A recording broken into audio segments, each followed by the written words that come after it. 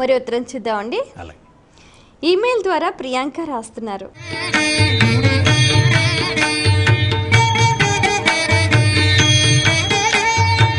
ఆషాఢంలో గోరింటాకు పెట్టుకోవాలంటారు, ఎందుకు తెలియజేయగలరు అంటూ రాస్తున్నారు. అప్పుడప్పుడు చినుకులు పడుతూ ఉంటాయి, వాతావరణం మారుతుంది. అప్పటి వరకు అతి తీవ్రమైన ఎండ వేడిమితో అల్లాడిపోయిన భూమి వర్షపు చినుకులు పడేప్పటికీ ఆవిరి పైకి లేస్తుంది. దీనివల్ల వాతావరణంలో ఒక విచిత్రమైన మార్పు వచ్చి రోగకారకమైన క్రిములు ఎక్కువగా ఉండే అవకాశం ఉంటుంది. వాతావరణంలో ఉంటాయి, అవి ముఖ్యంగా నీటిలో ఉంటాయి.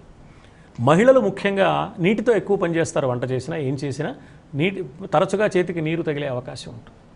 అందువల్ల ఈ రకమైన క్రిముల ప్రమాదం చేతికి రాకుండా ఉండడానికి గోరింటాకు అనేది రక్షణ కలిగించేది.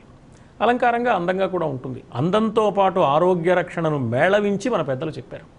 ఆరోగ్యం కోసం పెట్టుకో అంటే ఆరోగ్యం కోసం ఇంకేదైనా చేయొచ్చు కదా అనిపిస్తుంది. అందానికి దోహదం చేస్తుంది కాబట్టి అందం మీద ఉన్న ఆసక్తితో తమకు తెలియకుండానే ఆరోగ్య రక్షణ కోసం ప్రయత్నం చేస్తారు. అందువల్ల గోరింటాకు సహజంగా మహిళలే పెట్టుకుంటారు. పురుషులు కూడా సరదాగా పెట్టుకోవచ్చు, అది వేరే సంగతి. కానీ మహిళల కోసం ఏర్పాటైంది. అది మహిళలకి ఎందుకు ఏర్పాటైంది అంటే ఇది ఆంతర్యం.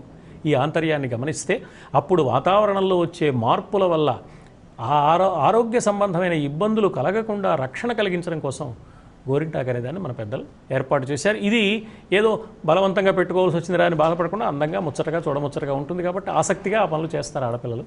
అది ఉపయోగపడుతుందనే దృష్టితో ఈ విధానాన్ని మన పెద్దలు